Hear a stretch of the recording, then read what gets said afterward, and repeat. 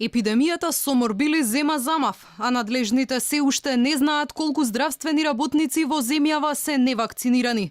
Велат бројките за тоа ќе ги соопштеле дури следната недела. Од Државниот здравствен инспекторат најавуваат санкции онаму каде нема да се почитуваат препораките за задолжителна ревакцинација на вработените.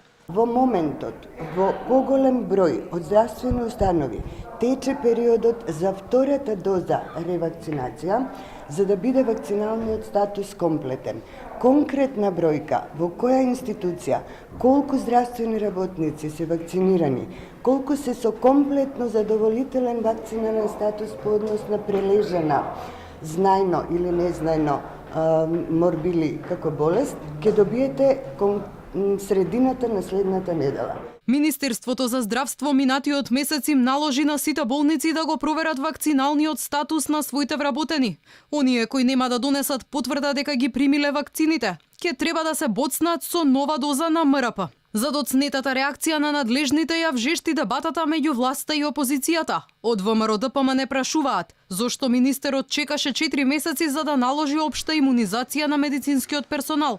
Власта се правда. Епидемијата настанала поради неажурноста на претходната владеачка гарнитура. Објавуваме епидемија за морбили на 3 јануар, а правиме списоци за вакцинација на медицинскиот персонал на 28 април.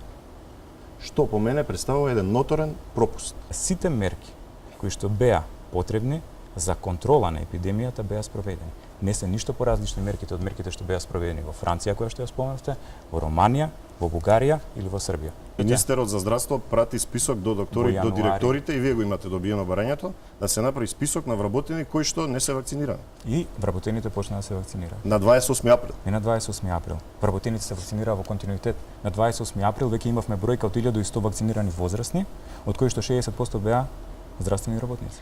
Епидемијата со морбили во последните 3 месеци погоди десетици здравствени работници.